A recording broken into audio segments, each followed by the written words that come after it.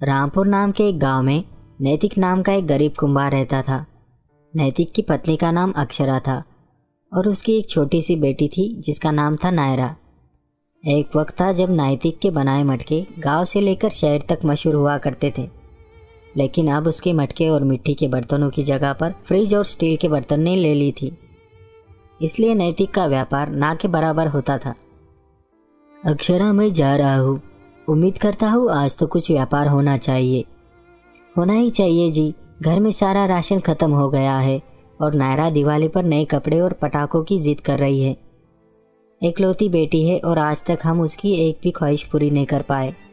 नैतिक ये बात सुनकर उदास हो जाता है और बिना कुछ खाए वहाँ से चला जाता है और अपना व्यापार शुरू करता है। तभी वहाँ पर एक खरीदार आता है। ये वाला मटका कितने का है? 50 का है साहब। चाहिए आपको?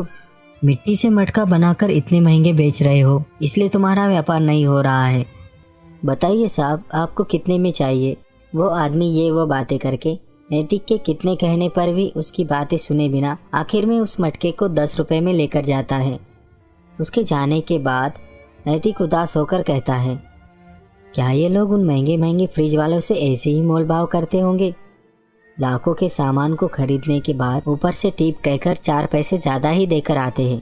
पता नहीं इन लोगों को हम गरीब के साथ ही मोल भाव करना होता है। ये कहते हुए उदास होकर सुबह से शाम तक ऐसे ही धूप में बैठकर ग्राहकों का इंतजार करता है, लेकिन कोई भी नहीं आता है। नैतिक उदास होकर उन 10 रुपयों के साथ ही घर लौट जाता है। अक्षरा, मुझे ही लगता है कि अब मुझे ये मटकों का व्यापार छोड़कर मजदूरी ही कर लेनी चाहिए। नहीं जी, डॉक्टर ने कहा था कि आप उस पेड़ से गिरने के बाद कभी भी अपने हाथों से ज़्यादा वजन नहीं उठा सकते हो, इसलिए घर पर रहकर आराम कीजिए। मैं चली जाऊंगी मजदूरी करने। तभी उन दोनों की बातें सुन रही नायरा वहाँ पर आकर, पिताजी इस दिवाली पर आप मुझे पतंग दिलाओगे ना? और सर्दी के लिए साधारण कपड़े भी। दिवाली पर पटाखे जलाए जाते हैं, पतंग नहीं उड़ाते हैं, और सर्दी पर गर्म कपड़े पहनते हैं, साधारण नहीं। तो फिर आप सर्दी, गर्मी और बारिश के मौसम में भी सिर्फ मटके ही क्यों बेचते हो? दिवाली पर चिराग बनाओ, सर्दियों में और बारिश में अपने मटकों को नया आकार दो। भले ही लोग उसका इस्तेमाल न कर पाए, लेकिन खरीदेंगे ज़रूर। और गर्मियों में अपने मटके बेचो। ये कहकर नायरा वहाँ से चली जाती है। नैतिक अपने बेटी की बातों पर गौर करता है और सुबह तक ढेर सारे चिराग बनाकर रखता है। अगले दिन सुबह अक्षरा और नायरा इतने सारे चिराग देखकर हैरान हो जाते हैं। नायरा अपने पिता से कहती है, आज मैं स्कूल नहीं जाऊंगी। आज एक दिन मुझे आपके साथ व्यापार करने दीजिए, उसके बाद मैं स्कूल चली जाऊंगी। नैतिक अपनी बेटी की बात मान लेता है और वह उन चिरागों को लेकर बाजार जाता है। नायरा उन चिरागों को 5-5 का ग्रुप बनाकर रखती है और एक बोर्ड पर लिखती है, 1 पीस 50 रुपये और 5 पीस 100 रुपये। नैतिक को नायरा ऐसे क्यों कर रही है कुछ समझ में नहीं आता।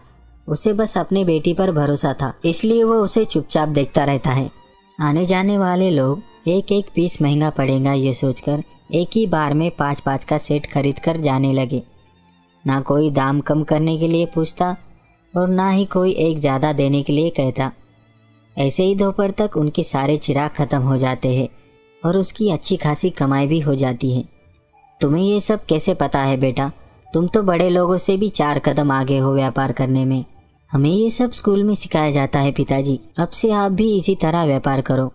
नैतिक बहुत खुश होता है और घर में सबके लिए कपड़े खरीदता है और नायरा के लिए पटाखे खरीद कर अपने घर जाता है।